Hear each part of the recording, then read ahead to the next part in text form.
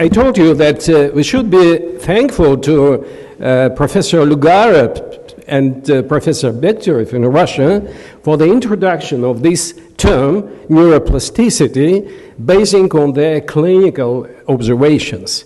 Okay.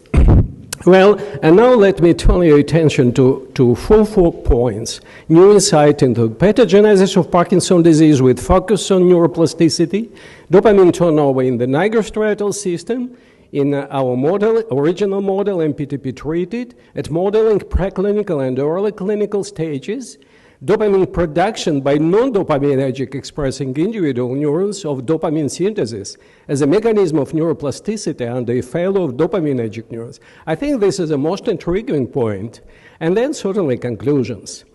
Now let me show you the same scheme that was shown yesterday, and I should emphasize actually that the long-term development of Parkinson's disease without any motor symptoms is explained by the onset by the compensatory processes, okay, and the compensatory, which is a manifestation of neuroplasticity, and the compensatory processes might be classified in two types: unspecific mechanism providing neuroprotection.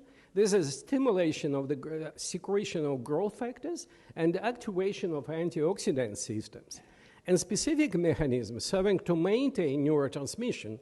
There is a stimulation of neurotransmission secretion, a reduction of the enzyme degradation of neurotransmission, and increase of the sensitivity of the target neurons.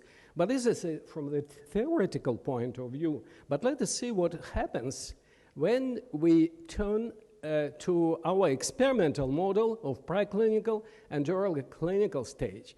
I told you that we have reproduced at least two stages. The stage corresponding to above degradation of the nigrostriatal system and on the threshold degradation of the nigrostriatal system. And we explore this model actually for many reasons, but today we will focus our attention on the evaluation of the mechanisms of neuroplasticity and on the search of mechanism triggering in transition from preclinical stage to the early clinical stage.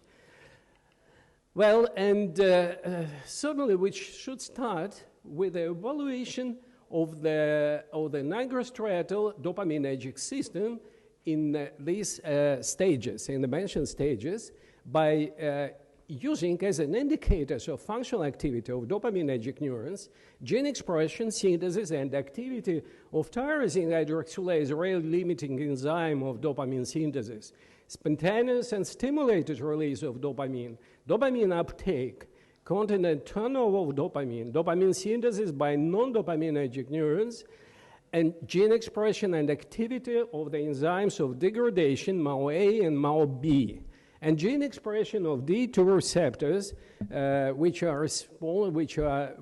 mediate the dopamine action. And also we could adjust our data to individual nigral cells and striatal axons as we counted both of them in the striatum and the substantia nigra beforehand. Well, and now look at the functional activity. Well, so we have evaluated these parameters of dopaminergic neurons in the nigra and in the striatum. Well, so these two columns correspond to the comparison of presymptomatic or preclinical stage to the control, and these two columns, they correspond to the comparison of presymptomatic and symptomatic stage, just to understand what happened under the transition from one stage to another, and what might be the reason for the triggering of motor disorders, okay?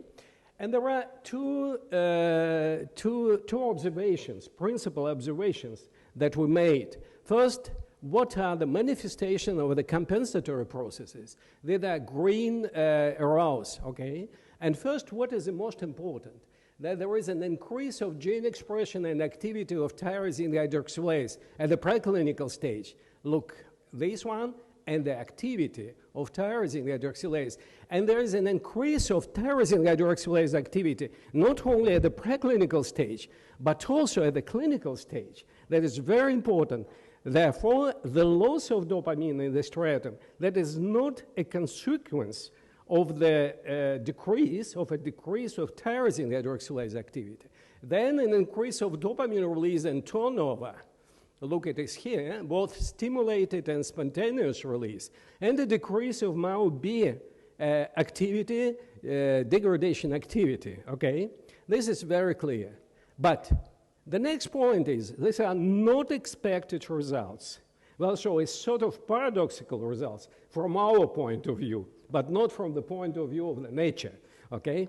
What does it mean? That the regulation of transcription, translation, and enzymatic activity of tyrosine hydroxylase is quite different. Look, please, that at this preclinical stage, there is a raise of tyrosine hydroxylase, of gene expression, but there is nothing at the level of translation, okay? Here, please, look, there is a decrease of translation of tyrosine hydroxylase protein, but at the same time, there is an increase of the activity of tyrosine hydroxylase. Therefore, the regulation of gene expression, protein synthesis, and activity are quite different, and they are not synchronized. That is very important. And increase of tyrosine hydroxylase activity despite an increase of D2 receptor. You know that we discussed already that there is an upregulation of dopamine synthesis via D2 receptors. Well, but in this case, under the increase of gene expression of D2 receptors, there is an increase of tyrosine hydroxylase activity. Well, and finally, what might be the candidate for the triggers of the appearance of motor disorders? Look, please, here. This is the decrease of the dopamine content, that's very naturally, but finally, this is the decrease of dopamine release, of stimulated dopamine release in the striatum, and the increase of dopamine uptake. These are the major factors which stimulate the appearance of motor disorders. And now let me turn to another compensatory processes. This is dopamine synthesis by non-dopaminergic neurons. What does it mean, non-dopaminergic neurons? You can see that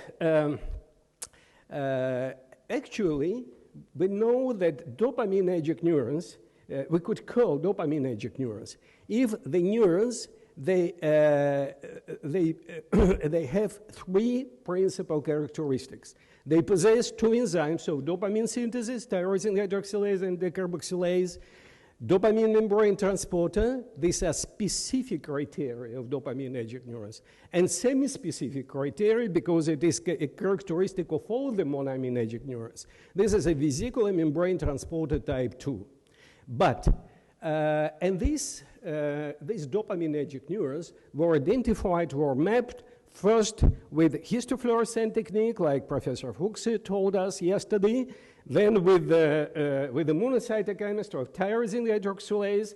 But after the development of double immunostaining on sections of both enzymes that was made by Professor Hochfeld and Steinbusch at the age of 80s, they recognized in the same centers, dopaminergic centers, the neurons which express only one enzyme of dopamine synthesis, either tyrosine hydroxylase or decarboxylase. Well, so individual enzymes. Usually, there are no dopamine membrane transporter in these neurons and no vesicular membrane transporter because they do not accumulate, they do not store L-DOPA, for instance, in tyrosine hydroxylase neurons. Well, and these people, they combine their facilities at the end of 80s just to understand what is the functional significance of these neurons. Well, but unfortunately, they didn't succeed to solve this issue. Well, and we have returned to this issue at the beginning of 2000. And first we have demonstrated, so we have evaluated what is the general situation, and it happened according to the literature data that there are two major centers containing a lot of monoenzymatic neurons. This is arcuate nucleus of the hypothalamus, not only arcuate nucleus, but also other hypothalamic regions, and also some people, they have demonstrated monoenzymatic neurons in the striatum. There are only a few authors which succeeded to demonstrate them in norm, in rodents in norm. But the number of these neurons increased a little bit under denervation of the striatum. On the contrary, there is a great number of these monoenzymatic neurons in non-human primates and in human beings, particularly in Parkinson's disease and in monkeys under the denervation of the striatum. Well, and as I mentioned, we have returned to this issue at the beginning of 2000, and we succeeded having a model of the arcuate nucleus at the end of prenatal life in rats. And at that time, arcuate nucleus is enriched in monoenzymatic neurons. There are more than 99% of monoenzymatic neurons, green tyrosine hydroxylase and red decarboxylase, and less than 1% of the double immunostain of dopaminergic neurons. And despite almost an absence of dopaminergic neurons in this region, there was a high level of dopamine in this region, and that was shown in vivo and also in tissue culture. And dopamine is released in this region according to the stimulation. And therefore we supposed that despite there is no dopaminergic neurons, these monoenzymatic neurons synthesize dopamine in cooperation. It means that L-tyrosine is transformed to L-dopa in the tyrosine hydroxylase neurons, and L-dopa is transported to the decarboxylase neurons to be converted to dopamine. Well, and certainly we had to get direct evidence. What we have done? Well, so we tried to arrest the transport of L-dopa from these cells to these cells, monoenzymatic cells, by inhibiting of the membrane transporter for L-dopa. Probably you know that L-dopa is captured by any cells by the non-specific or semi-specific transporter, membrane transporter for large neutral amino acids, okay? Well, so and using the same amino acid, L-tyrosine, as a concurrent inhibitor, we're supposed to prohibit the penetration of L-dopa from one cell to another. And as a control, we have used, well, that has been done for the arcuate nucleus, and as a control, we have used substantia nigra, where are only B-enzymatic dopaminergic neurons. And look, please, and then we have measured the dopamine and evaluated the dopamine synthesis in both regions.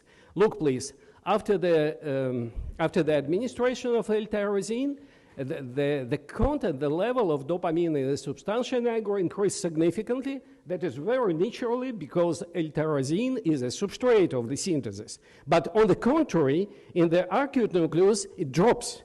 The dopamine synthesis dropped because because we prohibited the penetration of L-dopa from one cell to another. And that was considered as a direct evidence of cooperative synthesis of dopamine. Then it was very important to understand what might be the functional significance of this cooperative synthesis if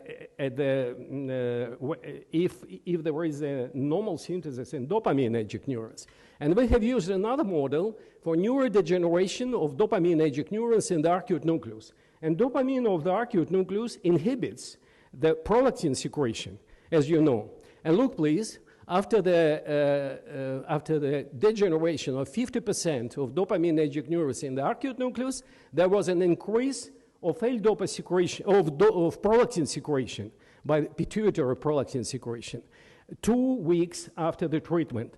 But surprisingly, 45 days after the injection of 6-hydroxydopamine, there is a normalization of prolactin secretion.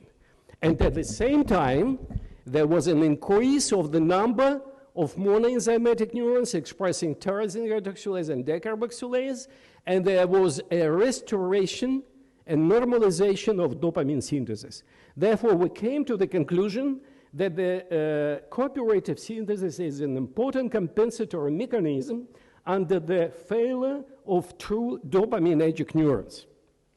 Well, and then we turn our attention to another dopaminergic system, that is nigrostriatal dopaminergic system, and we have used a routine model with 6-hydroxydopamine. I mentioned that in some papers, but very few papers, people they observed a number of monoenzymatic neurons in the stratum. But in fact, in our materials, we succeeded to observe only a few monoenzymatic neurons, like here, tyrosine hydroxylase, or even benzymatic neurons after degeneration of dopaminergic neurons. Well, and then we have used our models of preclinical and clinical stage to understand what happens with this cooperative synthesis of dopamine. And in this model, with the immunocytochemistry, we failed to observe monoenzymatic cell bodies. But we have observed a lot of fibers, monoenzymatic fibers. And look that the number of benzymatic fibers, of benzymatic fibers decreased considerably with the stage. This is known preclinical stage, early clinical stage. But at the same time, disproportionately, there is an increase of monoenzymatic tyrosine hydroxylase immunopositive fibers. And the decarboxylase fibers remain to be at the same level. But at the same time, we have noticed that there is an increase of gene expression of tyrosine hydroxylase in the stratum. Therefore, we came to the conclusion that in the stratum there should be neurons, internal neurons, which express individual enzymes of dopamine synthesis.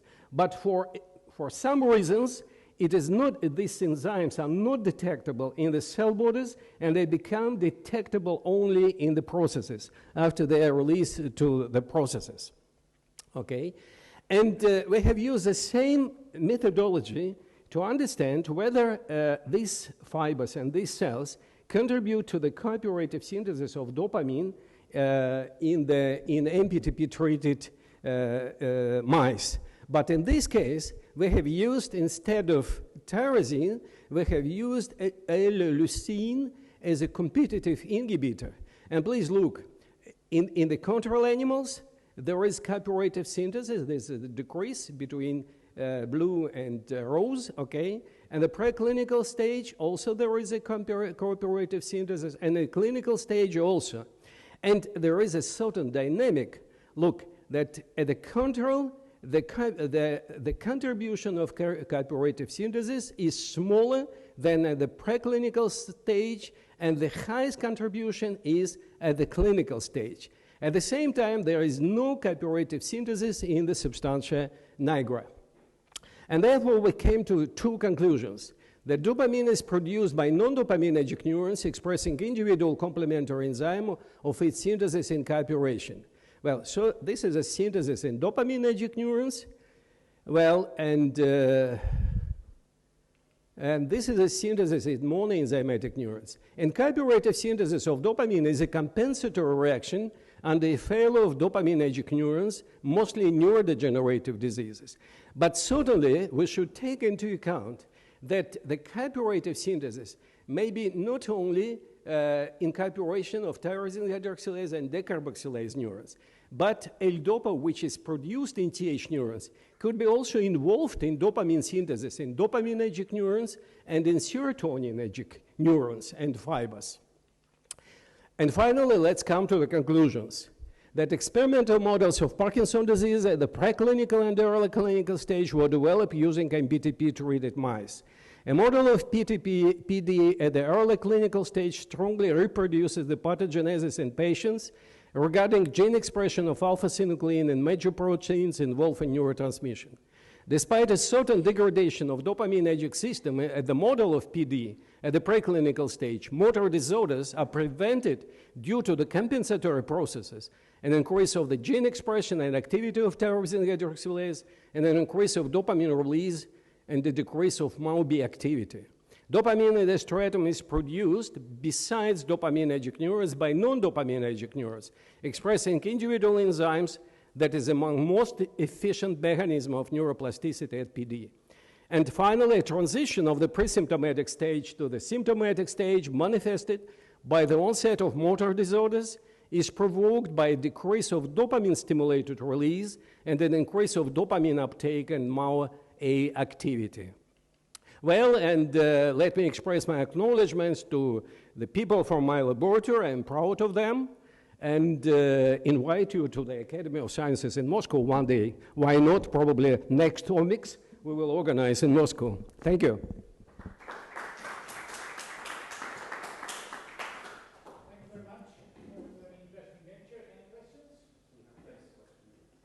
Just one question. Very interesting topic about you raised about nervous system, about the cell neuron which can produce DA or dopamine like the substance in the neuron. Why I'm asking this one? Because you have a similarity with what happened in the pituitary gland. When you have so-called pluripotentiality, some cells produce different type of hormones. In some situations, depending on the stimulus they receive from some other parts. And that's a very interesting issue which need to be pay attention in the future. There are some other cells, neurons over there, as you mentioned over there, which they really can do the same complement of the cell producing DA. Right. Right.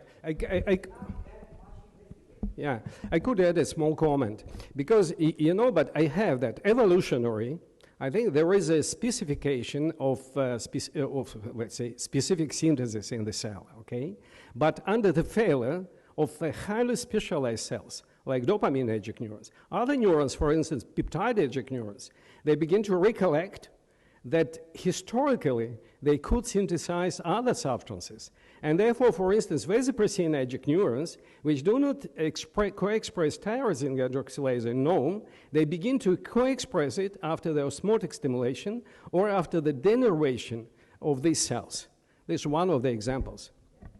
I would just like to indicate that in order to, for you, I think I would recommend that for the future analysis, it will be important in your work to really study what happens to dopamine immune reactivity in your sections and really know where the dopamine formed via those mechanisms, where they are located.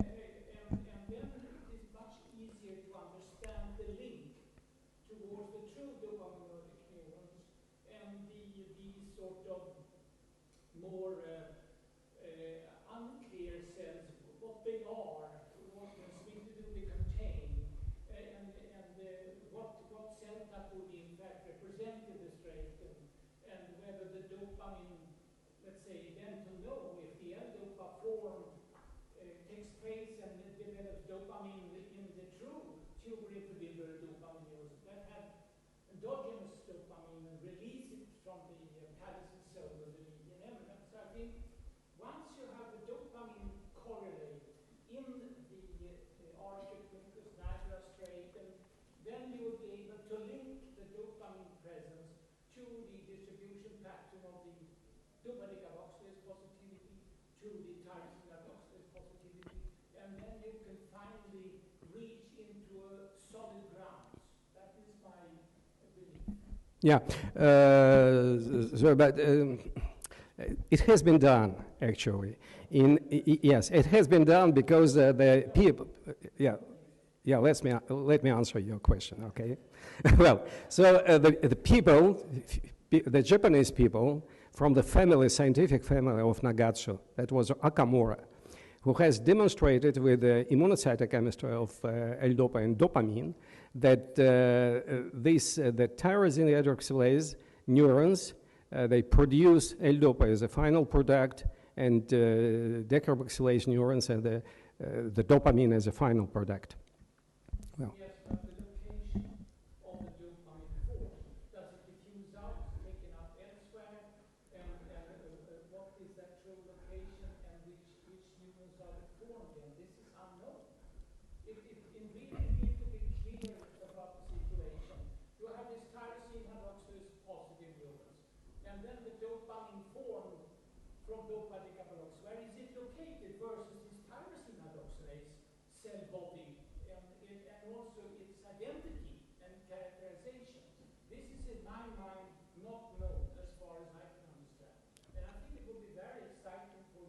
Okay. because it will enrich it. Okay, thank you.